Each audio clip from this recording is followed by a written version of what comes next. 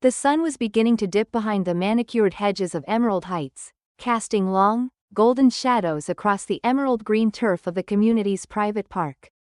Mei Lin sat quietly on a weathered wooden bench, her back slightly hunched as she focused intently on the charcoal pad resting in her lap. She wore a faded, oversized tracksuit that had seen better days, stained with small flecks of dried acrylic paint, and a simple straw sun hat that shielded her eyes from the glare. To anyone passing by, she looked like a ghost from another world, a smudge of gray on a canvas of high-end perfection. She didn't mind the silence. She found peace in the way the light hit the custom-built mahogany playground equipment. Beside her, a small canvas satchel rested on the grass, filled with the tools of a woman who had spent a lifetime observing the world rather than owning it. The piece was shattered by the sharp, rhythmic clicking of designer heels against the stone pathway. Tiffany Sterling approached like a storm front, her face a mask of practiced disdain. She was draped in high-end athleisure that cost more than most people's monthly mortgage, her platinum blonde hair pulled back in a ponytail so tight it seemed to pull her eyebrows upward into a permanent expression of surprise. At the end of a sparkling, rhinestone-encrusted leash was a white poodle that looked just as pampered and judgmental as its owner. Tiffany stopped abruptly, her nose wrinkling as if she had just stepped into a trash heap. She didn't just look at Mei, she looked through her, her eyes scanning the frayed hem of Mei's pants with a sneer that spoke volumes. Tiffany cleared her throat with an exaggerated, grating sound. She didn't offer a greeting. Instead, she tightened the grip on her leash and stepped closer, her shadow falling over Mei's sketchbook. She asked if Mei realized where she was, her voice dripping with a condescending sweetness that felt like vinegar. Mei looked up, her dark eyes calm despite the intrusion, and softly replied that it was a beautiful afternoon for a drawing. This response only seemed to infuriate Tiffany further. She snapped her fingers, pointing toward the gate, and stated that this wasn't a public plaza for vagrants to loiter and leave their belongings scattered on the grass. She gestured wildly at the satchel, claiming it was a tripping hazard and a disgrace to the neighborhood's aesthetic standards. The tension escalated when Tiffany's poodle, sensing its owner's agitation, lunged forward and tripped over the strap of Mei's bag. Tiffany let out a shriek of horror, pulling the dog back as if it had been contaminated. She began to scream, her voice echoing off the surrounding mansions, demanding to know what house Mei was supposed to be cleaning. She mocked Mei's slight accent, repeating her words back to her in a high-pitched, mocking tone that made a group of nearby yoga moms stop their stretches to watch and snicker. Tiffany pulled out her latest smartphone, shoving the camera into Mei's face and announcing to her social media followers that she was currently dealing with a trespasser who had clearly wandered into the wrong zip code. Just then, a 7-year-old boy named Leo came running across the grass, his face flushed and his knees stained with dirt. He called out to his grandmother, his eyes wide with confusion at the sight of the screaming woman. He reached for Mei's hand, seeking comfort, but Tiffany recoiled as if the child were a biological threat. She told them both to stay back, her face turning a deep, ugly shade of red as she shouted that her children's safety was being compromised by people who didn't belong in a gated community. She mocked their appearance, calling them squatters and janitors, and told Mei that her kind of people were the reason why property values were in danger. Mei stood up slowly, her dignity unshaken even as her hands trembled slightly from the sheer weight of the insults. She tried to explain that she lived nearby and had every right to be there, but Tiffany cut her off with a harsh, barking laugh. Tiffany told her that the only way she lived nearby was if she were sleeping in the basement of one of the real residents. She didn't wait for another word. Tiffany pulled out her phone again, this time dialing the number for private security. She spoke loudly and clearly, making sure Mei heard every word as she requested an immediate escort for 2 suspicious individuals who were refusing to leave the premises. She stood there with a smug, triumphant grin, waiting for the uniforms to arrive and remove the trash from her sight. Mei looked at the gates, then back at the woman who thought she owned the world, and felt a cold, familiar fire beginning to stir deep within her soul. The golden afternoon light of the park began to blur as Mei Lin's mind drifted away from the shouting woman and the flashing phone screens, pulling her back through the heavy fog of 30 years. The sounds of the luxury neighborhood faded, replaced by the relentless, rhythmic hiss of an industrial dishwasher in a cramped San Francisco kitchen. In that memory, the air didn't smell like expensive lavender perfume. It smelled of bleach, old grease, and the damp, salty rot of Chinatown alleyways after a storm.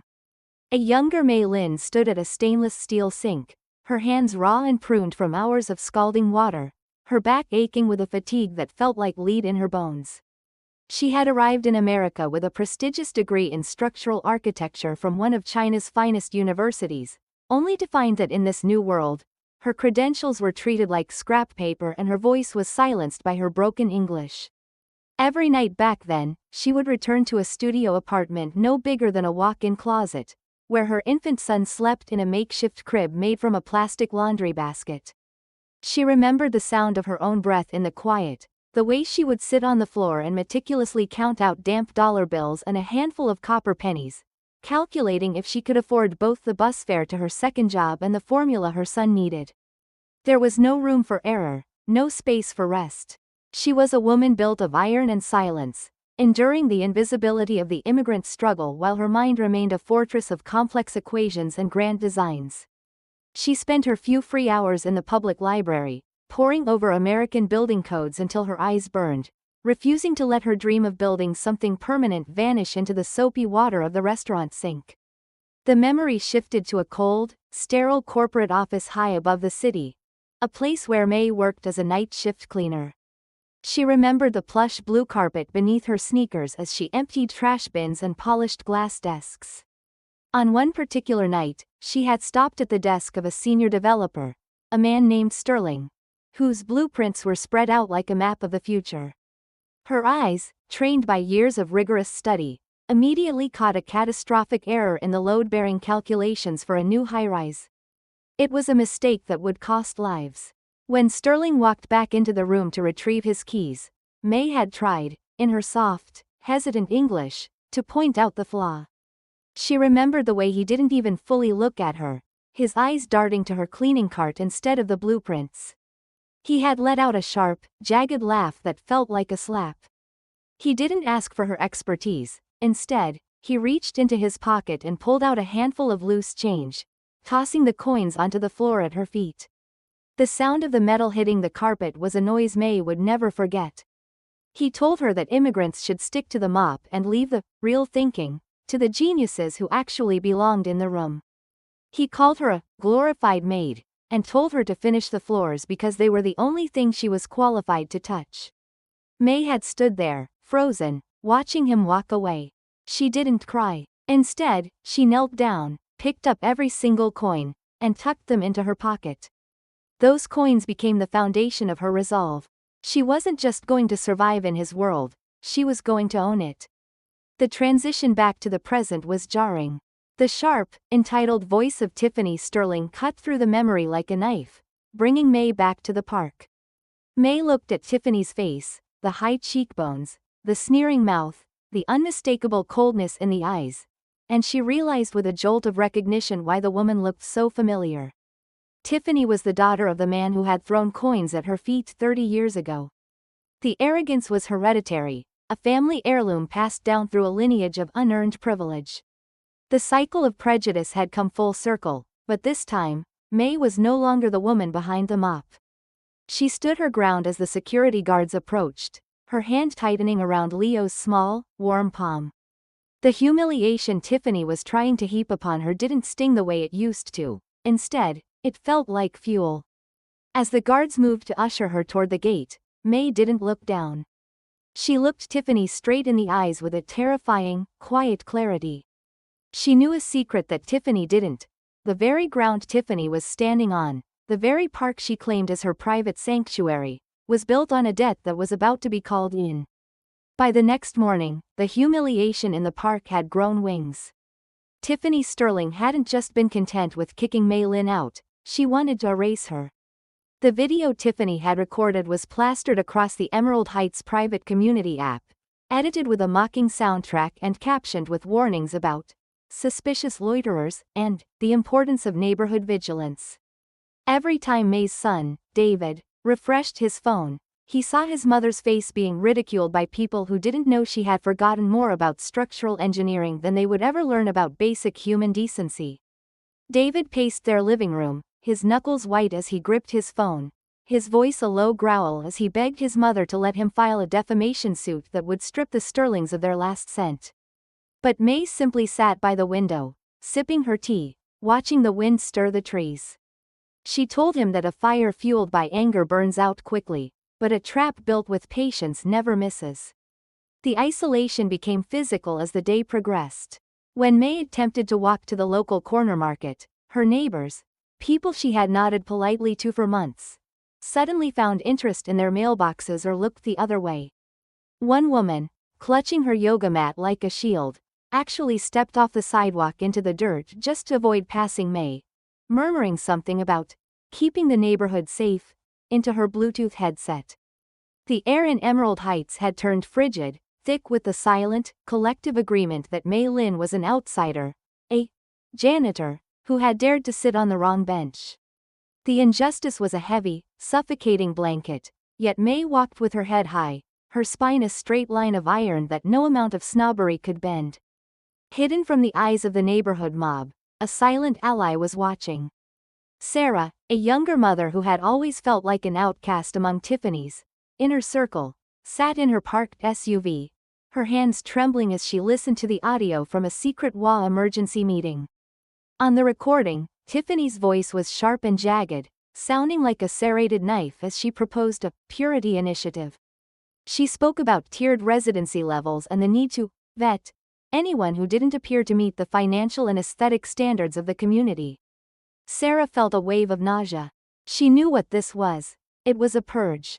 Without a word to her husband or her friends, Sarah copied the audio file and sent it to an anonymous encrypted email address David had set up. She couldn't speak out yet, but she could provide the ammunition Mei needed for the war that was coming. The breaking point arrived at 6 a.m. the following Monday. The quiet of the dawn was shattered by the strobing red and blue lights of two police cruisers pulling up to the curb outside the modest guest house where Mei was staying. Tiffany stood on her second-story balcony across the street, wrapped in a silk robe, her phone held high to capture the moment. She had filed a formal report alleging that Mei had been seen scouting properties for a theft ring and that several expensive garden ornaments had gone missing since Mei started sketching in the park.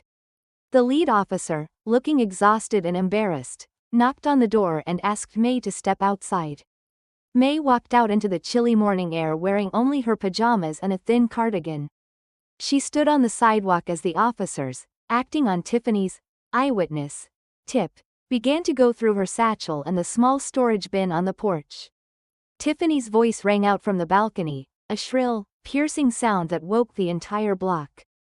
She told the officers to check Mei's pockets, shouting that these people always have sticky fingers and that she wouldn't feel safe until the trash was hauled away in the back of a van.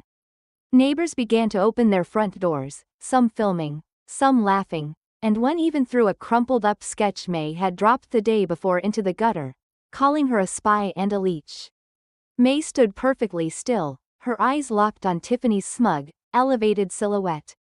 The police found nothing, of course, only charcoal pencils, some high-quality vellum, and a small, worn-out photograph of a young Mei holding a baby in a laundry basket.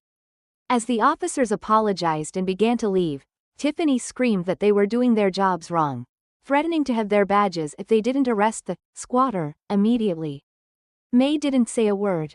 She simply watched the sprinklers turn on in Tiffany's yard, the water soaking into the expensive sod. In her mind, she wasn't seeing a woman on a balcony, she was seeing a building with a faulty foundation. She knew that in 72 hours, the very ground Tiffany was standing on would belong to the woman she was currently calling trash. The following morning, a crisp, white, "For sale" sign appeared at the entrance of the Emerald Heights Community Park, but it wasn't the kind of sign the residents were used to seeing. This wasn't a luxury real estate listing for a 5-bedroom mansion.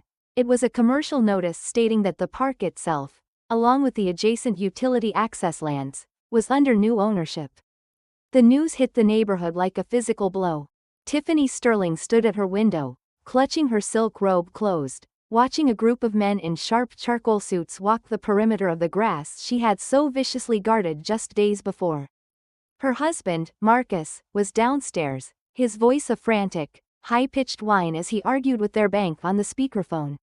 The WA, which Tiffany had treated like her personal kingdom, had been quietly bleeding money for years due to Marcus's creative, accounting and high-risk investments.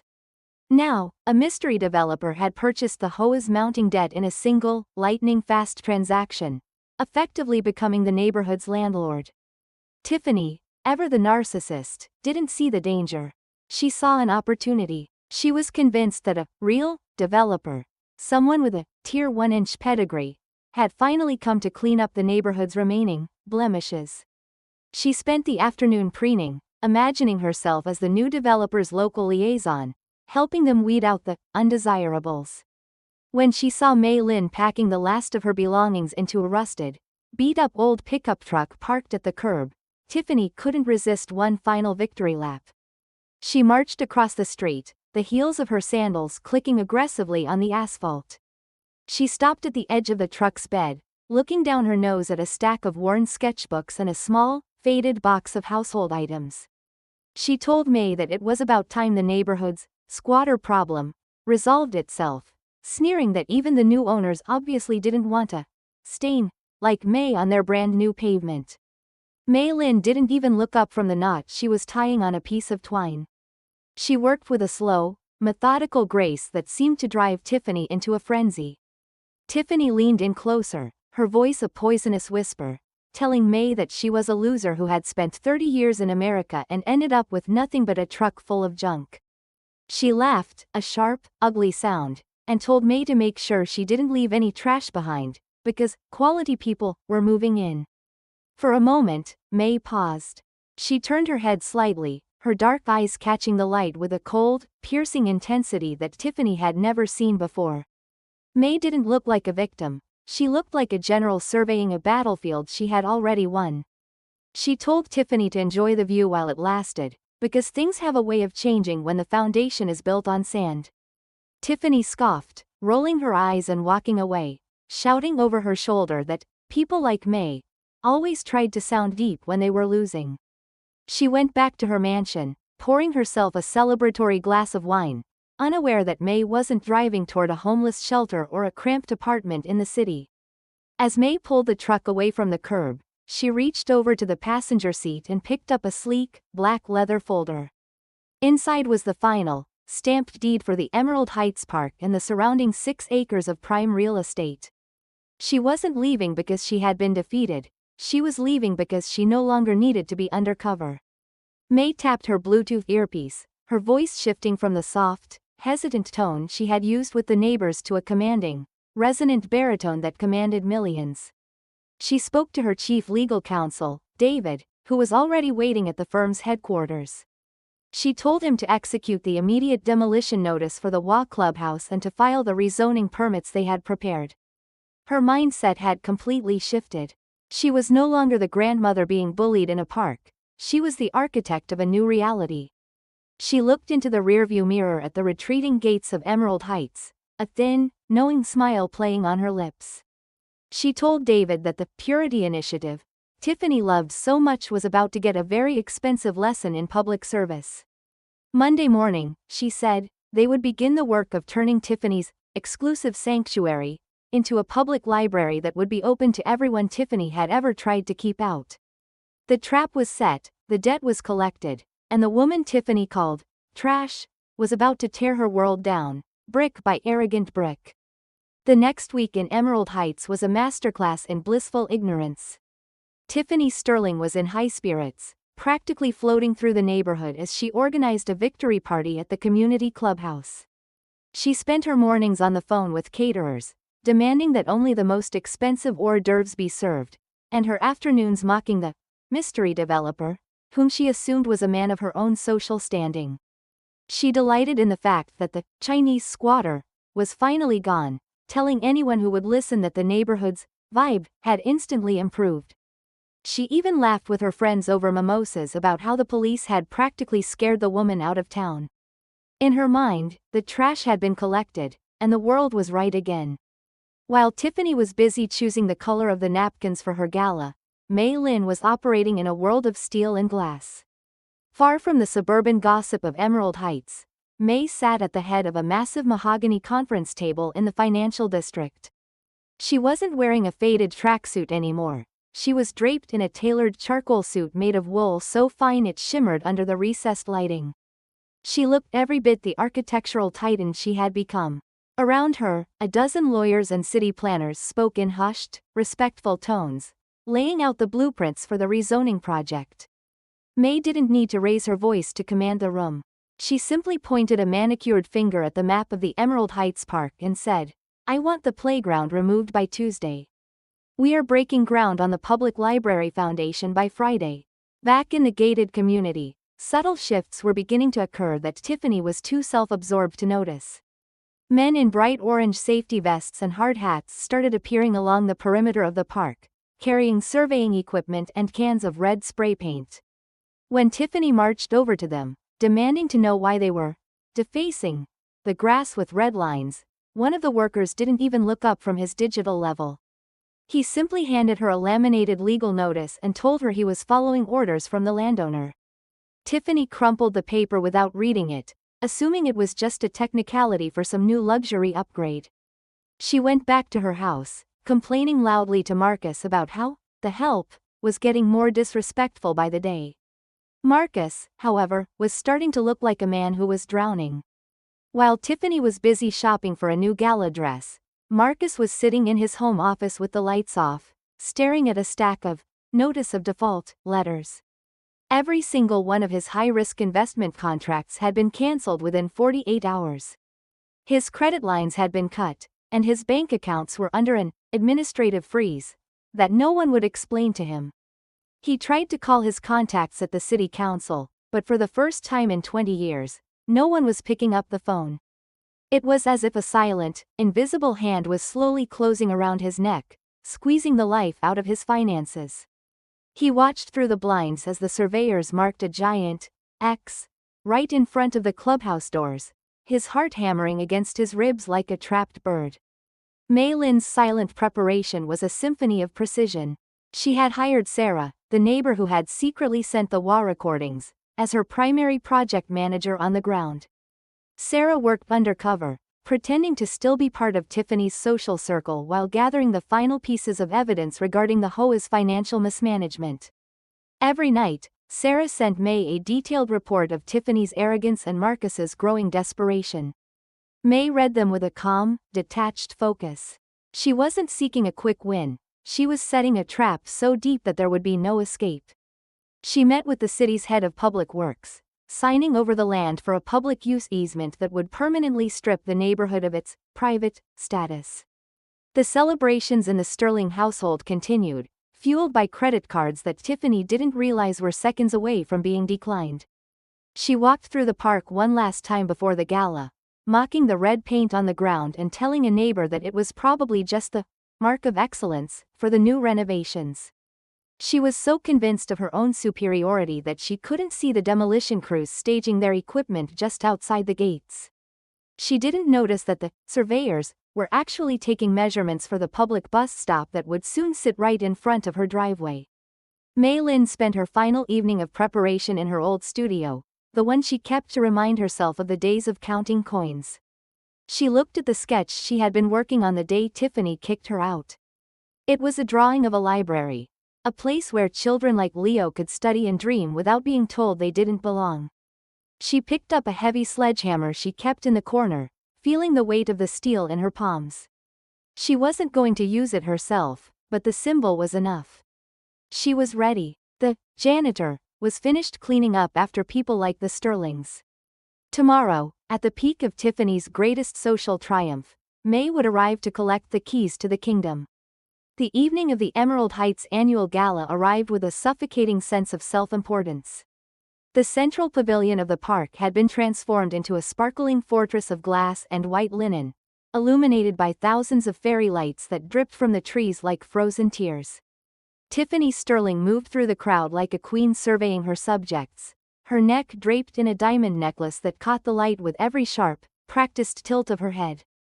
She smelled of cloyingly sweet Chanel and expensive champagne, a scent she used to mask the growing stench of her husband's mounting anxiety. Marcus stood by the bar, his face a ghostly shade of gray, nursing a scotch with hands that wouldn't stop trembling. But Tiffany was oblivious. She was too busy basking in the adulation of the neighbors, holding court near the center stage. She laughed loudly, making sure everyone heard her as she joked about how the cleaning lady from the previous week had finally been disposed of, and how the neighborhood felt lighter now that the visual clutter was gone. The atmosphere was thick with the smug satisfaction of the elite, a collective sigh of relief that their gates remained closed to the rest of the world. Tiffany stepped onto the small raised platform, tapping a microphone with a manicured nail that sounded like a heartbeat in the silent room. She began a speech about legacy and the purity of their community standards, her voice dripping with an unearned authority.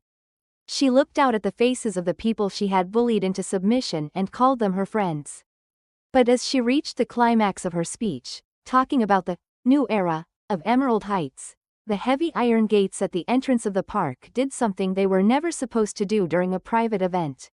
They swung wide open. A fleet of 5 black SUVs, engines purring with the low, predatory hum of true power, rolled slowly down the asphalt path.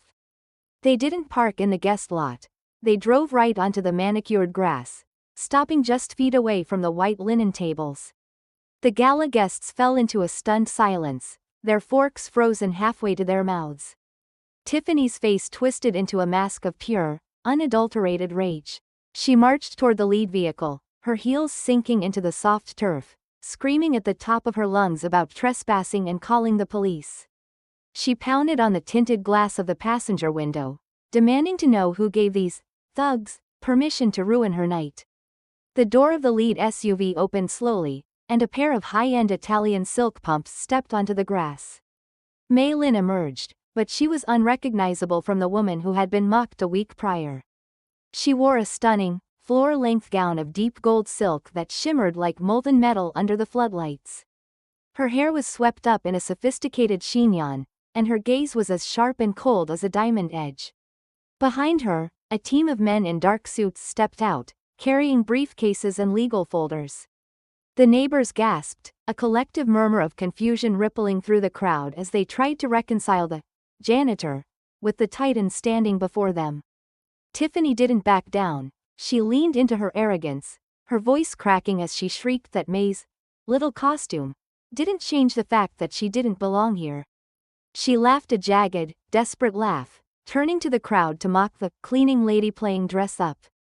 She snapped her fingers in May's face, telling her to take her limo service and get back to the slums before the real security arrived. But the security guards Tiffany had hired didn't move. In fact, they did something that made the color drain from Tiffany's face. As Mei walked toward the pavilion, the uniformed guards removed their caps and bowed their heads in a synchronized show of absolute respect. The atmosphere in the pavilion shifted from festive to funereal. Mei Lin didn't say a word as she ascended the steps of the stage, her presence commanding a silence so heavy it felt physical. She reached out and took the microphone from Tiffany's hand, her grip firm and undeniable. Tiffany tried to snatch it back, her eyes bulging with fury, but a large man in a suit, May's lead head of security, stepped between them like a stone wall.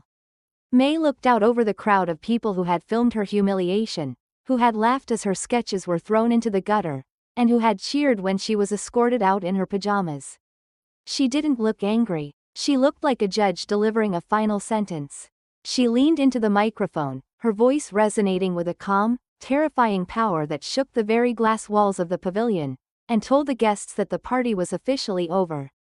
The silence in the pavilion was so absolute that the only audible sound was the hum of the industrial floodlights cutting through the humid night air. Tiffany Sterling stood frozen on the stage, her mouth agape, looking like a shattered porcelain doll.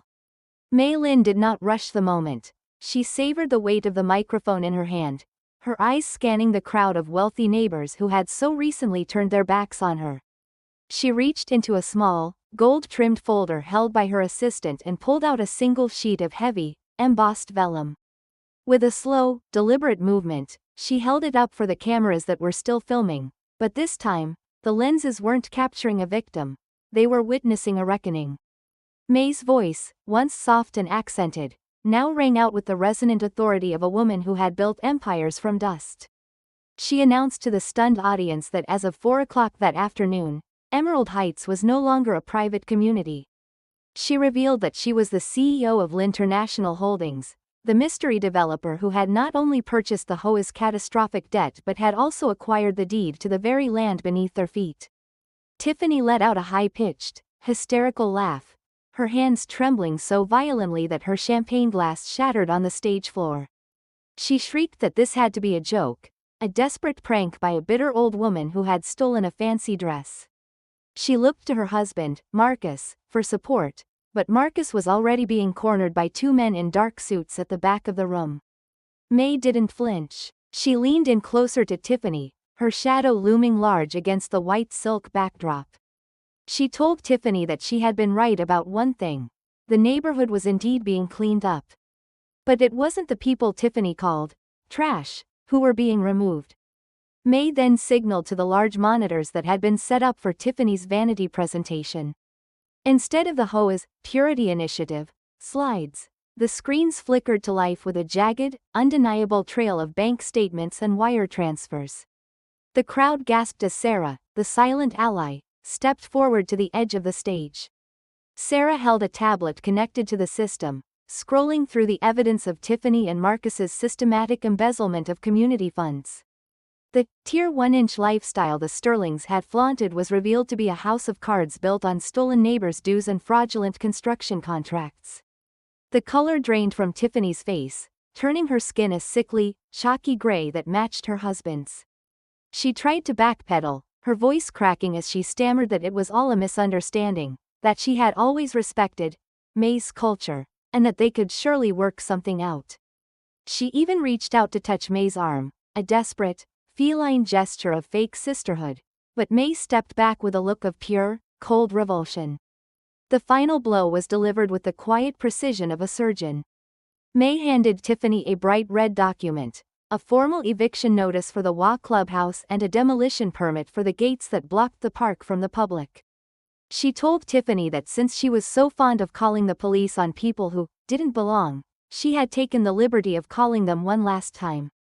As if on cue, two uniformed officers walked onto the stage. They didn't go for Mei, they walked straight to Marcus and Tiffany. The sound of the handcuffs clicking into place echoed through the silent pavilion like a gunshot. Mei leaned in one last time, whispering so the microphone caught every syllable, telling Tiffany that 30 years ago, her father had thrown coins at Mei's feet and told her to stick to the mop. Today, Mei was using her janitor's hands to sweep the Sterling name out of history. As the police led the sobbing, screaming Tiffany through the crowd of neighbors she had once ruled, Mei stood tall in the center of the stage, the undisputed owner of the ground, the park, and the future. The dust of the demolition had long since settled, leaving behind an air that felt lighter, cleaner, and finally free of the suffocating weight of pretense. The immediate aftermath of the gala was a whirlwind of legal filings and public reckonings. Marcus Sterling was sentenced to 7 years for his financial crimes, his empire of smoke and mirrors vanishing overnight. Tiffany, stripped of her diamond necklaces and her gated sanctuary, found herself facing a reality she had mocked for decades. Without a dime to her name and no friends left in the high society circles she had poisoned with her arrogance, she was forced to take the only job she could find, working the graveyard shift at a local fast food drive-thru.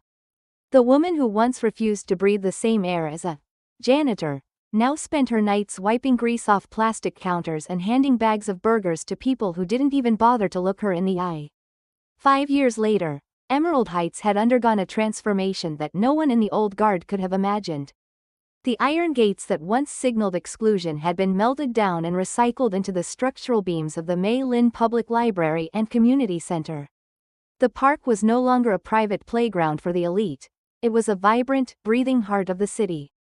On any given Saturday, the air was filled with the sounds of children from every neighborhood playing together on the grass. Mei Lin sat on the very same wooden bench where she had once been humiliated, but today, she wasn't alone. She sat surrounded by a group of aspiring young artists, teaching them how to capture the way the light dances through the oak trees.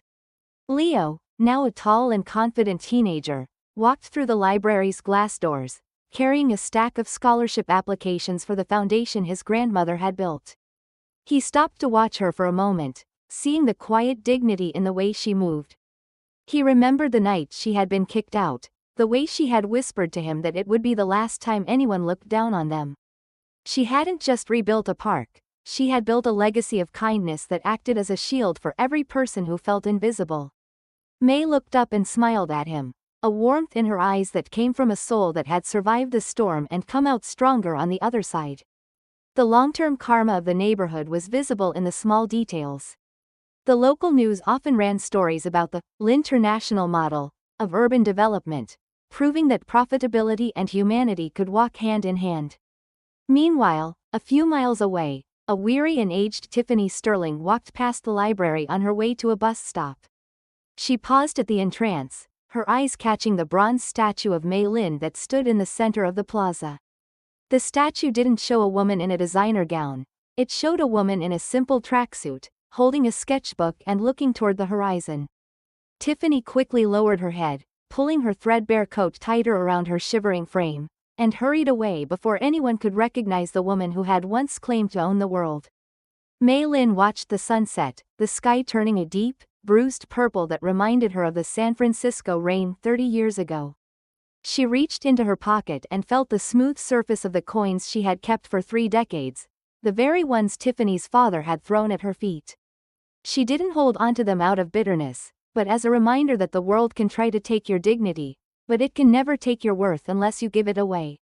She had spent her life proving that wealth is what you have in your bank account, but class is how you treat the person who has nothing. As the library lights flickered on, casting a warm glow over the diverse crowd of students and families, Mei Lin picked up her charcoal pencil and began a new sketch. It wasn't a blueprint for a building or a plan for a park. It was a portrait of the people around her, the faces of a community that finally understood the most important lesson of all. You can try to kick someone out of a park, and you can try to bury their dreams under layers of prejudice and pride. But a heart that knows its value is like a seed planted in fertile soil. The harder you try to stomp it down, the stronger it grows, until it eventually reaches the sun and provides shade for everyone else.